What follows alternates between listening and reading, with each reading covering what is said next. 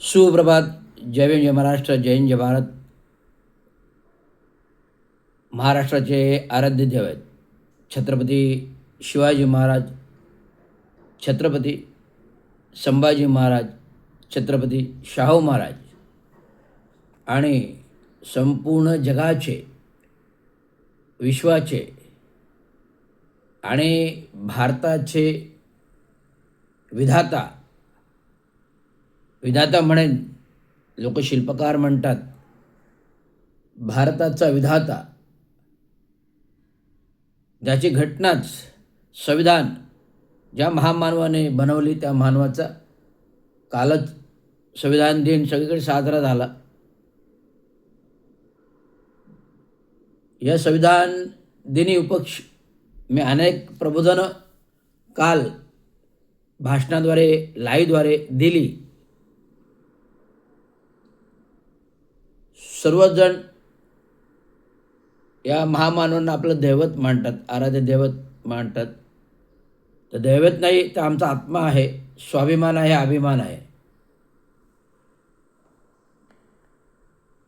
आता महत्त्वाचं म्हणजे आज मी एक बंड पुकारलेला आहे.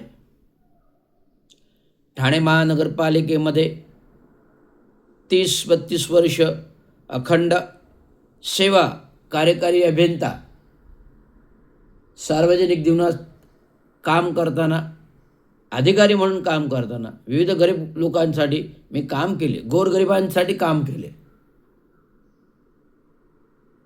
अतिक्रमण विभाग 3-4 वर्ष मी सांभाळला. ठोस कारवाई करायचो.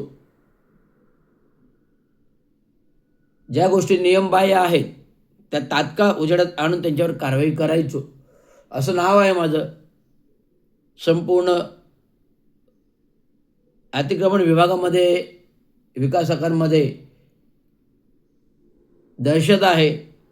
एक असा अधिकारी आहे जो कोणालाही घाबरत नाही. केवळ कागद आणि नियमावलीच्या आधारावर, केवळ कागद आणि नियमाच्या आधारावर ठोस कारवाई करतो. अशा प्रकारे आपली कामाची कार्यशैली अबाधित 30-32 वर्ष ठेवली. 1997ला हिंदू हृदय सम्राट बाळासाहेब ठाकरे, जे टी चंद्रशेखर कल्याण डोंबिवली महानगरपालिकेमध्ये आयुक्त होते आणि कल्याण डोंबिवली महानगरपालिकेमध्ये ज्याप्रमाणे त्यांनी रस्ता रुंदीकरण प्रकल्प केला, यशस्वी केला, ते पाहून हिंदू बाळासाहेब ठाकरेंनी ठाणे जिल्ह्यावर असलेलं प्रेम, ठाणे जिल्ह्यावर असलेले प्रेम, ठाणे शहरावर असलेले प्रेम, ठाणे महानगरपालिकेवर असलेले प्रेम पाहता त्यांनी टी चंद्रशेखर यांना आयुक्त म्हणून ठाणे महानगरपालिकेमध्ये आणलं. भले ठाणे महानगरपालिकेची 1 ग्रेड कमी केली, परंतु टी चंद्रशेखरांना घेऊन आलं. एक आशेचं किरण, एक प्रकाशाचं किरण, जे ठाणं अचानक चर्चेत आलं, पिक्चरमध्ये आलं, जे बहुउद्देशीय शहर झालं. का झालं? तर टी चंद्रशेखर IAS अधिकारी यांनी केलेली अखंड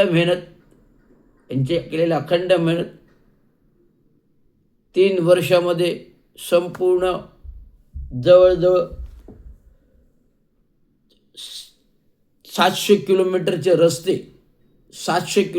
रस्ते आज ठाणे शहरामधले विकसित झालेले आहेत. रस्ता रुंदीकरण झालेलं आहे. जे मुख्यत्वे रस्ते 350 किलोमीटर जे मुख्यत्वे रस्ते होते, तेवढेच रस्ते अंतर्गत 350 किलोमीटर अंतर्गत रस्ते होते.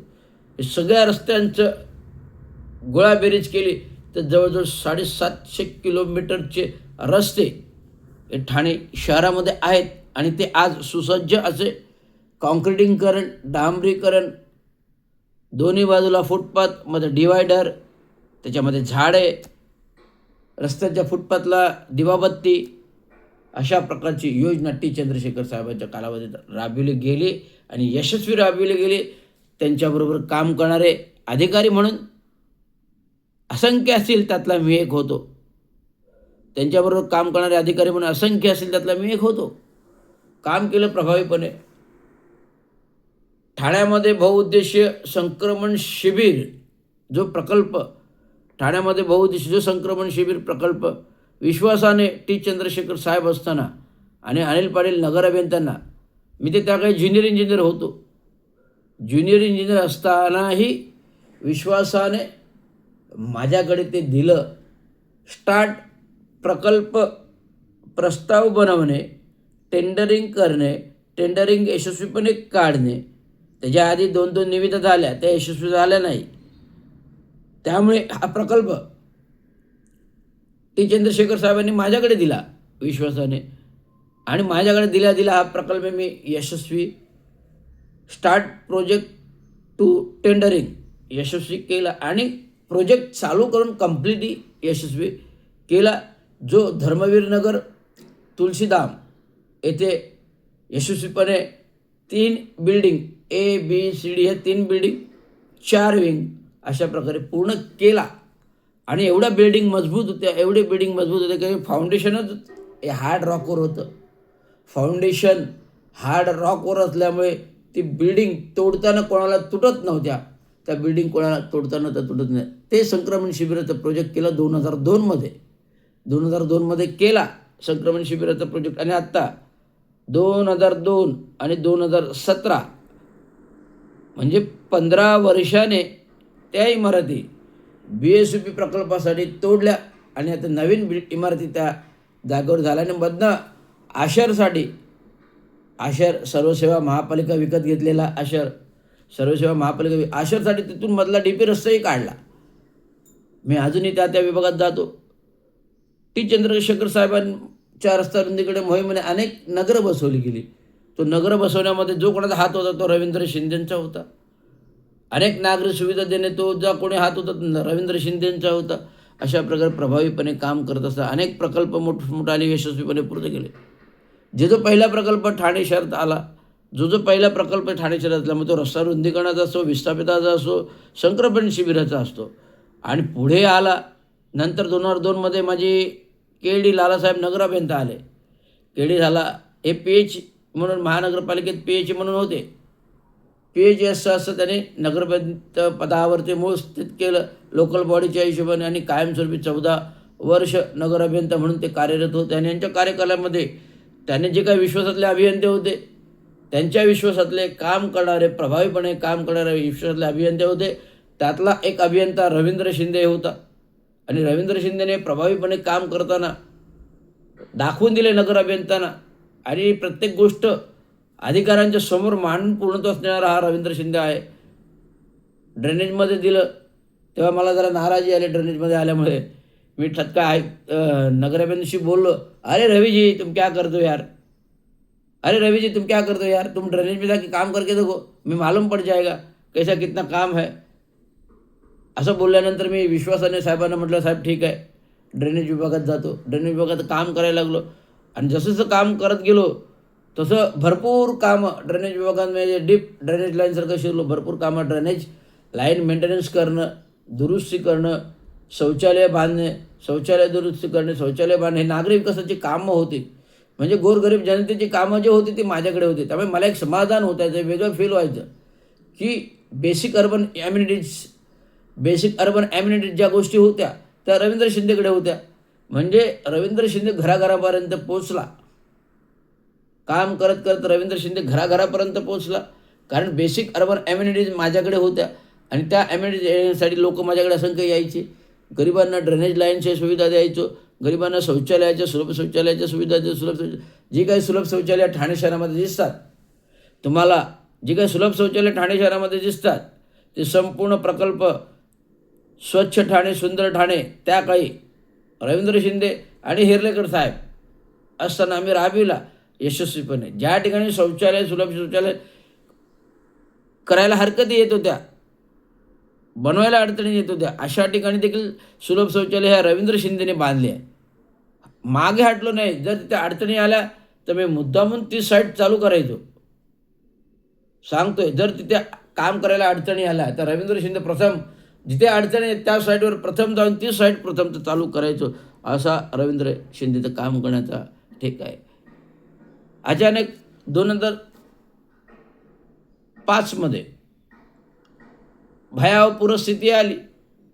2005 का 2006मध्ये 2005मध्ये असंख्य भयावह पूरस्थिती आली ऑल ओव्हर द महाराष्ट्राभरती.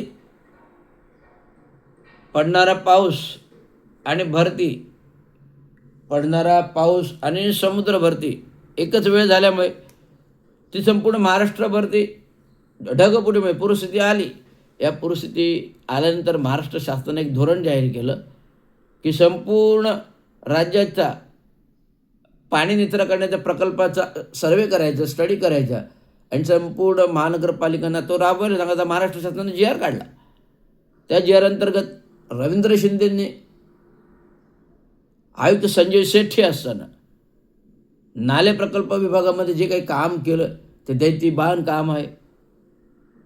आम्ही पूर्ण TOR CES कंपनी अपॉइंटमेंट केली, कन्सल्टंट कंपनी अपॉइंट केली. TOR काढून CS नावाची कंपनी अपॉइंटमेंट केली आणि या कंपनी थ्रू संपूर्ण ठाणे शहराचा नाले विभागाच्या प्रकल्पाचा स्टडी, अभ्यास केला, सर्वे केला. या सर्वे अंती ठाणे शहराची बिकट परिस्थिती आहे पूरस्थितीची, हे कसे सोल्युशन काढता येईल याच्यावर अभ्यास केला. आणि त्याच्यावरचा पहिला प्रकल्प जो 6 कोटीचा होता, पहिला प्रकल्प म्हणजे आत्माराम चौक ते मुंब्रा शिव फाटा, आत्माराम चौक ते मुंबई शिव फाटा येथील अंतर्गत जे इंग्रजांच्या काळातले कलवट्स होते ज्याच्याकडून बैलगाड्या जातात खालून, ते कलवट संपूर्ण तोडून वर्षभरामध्ये 36 कलवट तोडून बनवले. दोन्ही बाजूचे, उजव्या बाजूचे डाव्या बाजूचे दोन्ही कलवट्स बनवले आणि नाला हा खाडीपर्यंत जोडला. त्यामुळे आज तागायत आउटपुट असं आहे की आज तागायत तिथे भयावह पूरस्थिती मुंब्रामध्ये होत नाही. हे झालं मुंब्रा शहराचा जे स्टार्टिंग प्रोजेक्ट झाला. म्हणजे सुरुवातीचा जो पहिला प्रोजेक्ट चालू केला तो कोणी रवींद्र शिंदेने केला. मग नंतर ठाणे शहराचा स्टडी चालू झाला. CS कंपनीला ॲडिशनल वर्क दिलं ठाणे शहराचा सर्वे करण्यासाठी आणि ठाणे शहरातले नाले केले. 13 मुख्य नाले, 12 ते 13 मुख्य नाले, 180 किलोमीटरचे नाले ठाणे शहरामध्ये आहेत. 180 किलोमीटरचे ते मुख्य नालेच आहेत. अजून डबल 100 किलोमीटरचे अंतर्गत नाले आहेत. अशा प्रकारचा मोठा प्रकल्प 11,000 कोटीचा प्रकल्प रवींद्र शिंदेने तयार केला आणि VGTIकडून स्थित त्याचं ऑडिटिंग करून घेतलं. VGTIकडून त्याचं ऑडिटिंग करून घेतलं आणि अशा प्रकारे मुख्य प्रकल्प ठाणे शहरात प्रचंड प्रमाणात राबविले. आजही ठाणे शहरामध्ये आउटपुट काय तर पूरस्थिती होत नाही. आउटपुट काय तर पूरस्थिती होत. हे रवींद्र शिंदेचं स्केल आहे. हे रवींद्र शिंदेचं लोक आहे. रवींद्र शिंदे विद्वान आहे, जो VGTI यासारख्या कॉलेजमधून प्रावीण्य मिळून आलेला माणूस आहे. गोल्ड मेडलिस्ट आहे. सर्व्हिसमध्ये राहून MPSC केलं, IIT केलं. हे संपूर्ण कशासाठी केलं तर आपलं ठाणे शहर आपलं आहे. ठाणे शहर आपलं आहे, त्या ठाणे शहराचा विकास झाला पाहिजे या दृष्टीने काम केलं. परंतु एक दुःखाची गोष्ट अशी आहे की सेवेमध्ये काम करत असताना मी कधी अशा गोष्टीकडे लक्ष दिलं नाही की माझ्या प्रमोशन कशा मिळतील, मला पुढे कसं जाता येईल, या गोष्टीकडे मी लक्ष दिलं नाही. त्याच्यामुळे वेळोवेळी माझ्यावर पदोन्नती, प्रमोशनवर अन्याय व्हायचा. कारण रवींद्र शिंदेचं नाव जसं असं मोठं होत गेलं, रवींद्र शिंदेचं नाव जसं जसं मोठं होत गेलं, अधिकाऱ्यांच्या समोर नाव आलं रवींद्र शिंदे चर्चेत. एक डॅशिंग कार्यकारी अभियंता म्हणून, ज्युनियर इंजिनियरसमोर नाव आलं. खुद लालासाहेब केडी लालासाहेब यांनी आयुक्त भोगे साहेब आले असताना, आयुक्त भोगे साहेब आले असताना 5 करोडचं प्रकरणं होती. आयुक्त भोगे साहेब कुठल्याच प्रस्तावावर सह्या करत नव्हते. त्यावेळी बिकट परिस्थिती आली. अशा बिकट परिस्थितीमध्ये मी थेट आयुक्तांना विचारलं, साहेब जर तुम्ही मंजुरीच दिल्या नाही तर कार्यकारी अभियंता असून फायदा काय? साहेब तुम्ही मंजुरीच दिली नाही प्रकल्पाला तर कार्यकारी अभियंत्याला अधिकार काय, फायदा काय? त्यामुळे कार्यकारी अभियंत्यावर आलेल्या प्रेशरनुसार कार्यकारी अभियंता आदेश देतात काम करण्याचे, पण त्या काम करायला आर्थिक अधिकारच नसतील तर 5 करोड 14 करोड सारखी प्रकरणं बनतात. हे थेट आयुक्तांशी बोलणारा एकमेव माणूस तो म्हणजे रवींद्र शिंदे. त्यामुळे रवींद्र शिंदे प्रचलित आला. एक डॅशिंग अभियंता म्हणून लालासाहेबांनी माझी ओळख करून दिली. एक डॅशिंग अभियंता म्हणून मला लालासाहेबांनी माझी ओळख करून दिली. एक डॅशिंग अभियंता म्हणून एक ओळख करून दिली आणि डॅशिंग अभियंता आहे. अनेक प्रकल्प मग ते फॉरेस्ट विभागातले असो, शासनाच्या जमिनीवरील असो, जे यशस्वीपणे राबविणारा माणूस म्हणजे रवींद्र शिंदे. अनेक प्रकल्प चालू करताना फॉरेस्ट डिपार्टमेंटची लोकं यायची, काम बंद करायची. ज्या वेळेस फॉरेस्ट डिपार्टमेंटची लोकं यायची तिथे रवींद्र शिंदे शाडू टाकून उभा राहायचा. त्यांना आव्हान द्यायचं, हे नागरी विकासाची कामं आहेत, आमच्या घरची कामं नाही आहेत. तुम्ही काम बंद केलं आले तर तसं मला तुम्ही आदेश दाखवा. आदेश नाही दाखवले तर मी तुम्हाला आतमध्ये जेलमध्ये पाठवेल, अशी धमकी द्यायचं फॉरेस्ट विभागाच्या अधिकाऱ्यांना. ते फॉरेस्ट विभागाचे अधिकारी मागे जायचे. अरे हा कुठला अधिकारी आहे तो प्रथमतः आम्हाला धमकी देतो, कारण फॉरेस्ट अधिकाऱ्यांना सर्व लोक आधी घाबरतात. परंतु रवींद्र शिंदे कधी कोणाला घाबरलं नाही, कारण मी नागरी विकासाची कामं करतो आहे, शहर विकासाची कामं करतो आहे, माझ्या घरची कामं करत नाही. जर ते सरकारी खात्याचे फॉरेस्ट विभाग काम करतो, आम्ही पण सरकारी काम करतो आहे. आणि फॉरेस्ट विभागातलं जे पाणी शहरामध्ये येते, फॉरेस्ट विभागातले घाण जर शहरामध्ये येते, फॉरेस्ट विभागातल्या गाड्या जर शहरामध्ये येतात, तर फॉरेस्ट विभागात जाऊन काम करणे आमचे सर्वस्वी अधिकार आहे. कारण नागरी सुविधेची काम आहेत, आम्ही जनतेसाठी काम करतो, माझ्या स्वतःसाठी काम नाही करत, असे मी ठणकावून सांगितलं फॉरेस्ट अधिकारी. फॉरेस्ट अधिकाऱ्यांनी कबूल केलं. त्यानंतर फॉरेस्ट अधिकारी परमिशन देऊ लागले, धनाधन परमिशन देऊ लागलं. हा रवींद्र शिंदेचं स्किल आहे. कुठलाही विभाग असो, शासन मंत्रालय असो, विधानसभा असो, थेट जाऊन काम आणणारा, काम मागणारा, निधी आणणारा माणूस म्हणजे रवींद्र शिंदे. दिल्लीला जायचो, नाले प्रकल्प विभाग जेव्हा सेंट्रल गव्हर्नमेंट जे आलं, दिल्लीला 2 वेळा जाऊन आलो, निधी घेऊन आलो. के.डी. लालासाहेबांनी माझी नियुक्ती केली दिल्लीला जाण्यासाठी. के.डी. लालाने माझी नियुक्ती केली दिल्लीला जाण्यासाठी, निधी आणण्यासाठी. तो दिल्लीला जाऊन आलो. सचिन भालेराव माझ्यासोबत होते. सचिन भालेराव ज्युनियर इंजिनियर उपअभियंत्यासारखे काम करतात. त्यांना मिळालं पाहिजे उपअभियंता, अजून मिळाले नाही, दिले पाहिजे. मी असतो तर नक्कीच परत करत. अशा प्रकारचं दिल्लीला जाण्यासाठी सचिन भालेराव, आम्ही दिल्लीला गेलो, निर्मल भवनमध्ये गेलो, निधी मांडला, प्रकल्पासाठी निधी पाहिजे, निधी आणला. 50 करोड रुपये दिवा विभागासाठी खास करून जाऊन आणले. सर्व प्रकल्प झाले. नंतर 12-13मध्ये लालासाहेबांनी आमच्याकडे दिवा विभाग दिला. माझ्याकडे दिवा विभागाचा प्रकल्प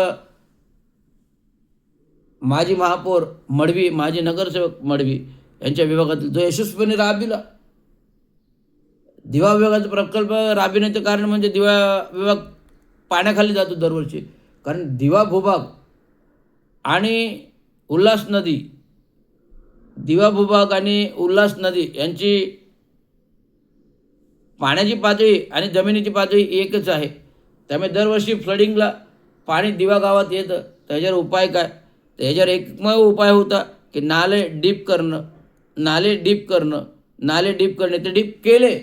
रवींद्र शिंदेने सर्वे करून, प्रत्यक्ष लालासाहेबांनी, मी सर्वे करण्यासाठी साईटवर गेलो, पाहिलं की समुद्रसपाटीची म्हणजे खाडीची पातळी पाण्याची आणि दिव्याची जमिनीची पातळी एकच आहे. त्यामुळे दरवर्षी पूरस्थिती होते. तर अशा प्रकारचं तांत्रिक विभागाचं जे जमलं नाही, तांत्रिक विभागाला जे जमायचं नाही ते रवींद्र शिंदे करायचं. कारण रवींद्र शिंदेकडे स्किल आहे, अभ्यास आहे, विद्वान आहे, ज्ञानी आहे. आणि ह्याच रवींद्र शिंदेने कधी पदोन्नती प्रमोशनकडे लक्ष दिलं नाही, म्हणून रवींद्र शिंदेकडे अन्याय होत गेला. मला पदोन्नती ज्या नियमित मिळायला पाहिजे, माझ्याऐवजी मी लक्ष न दिल्यामुळे दुसऱ्याला पदोन्नती द्यायचं.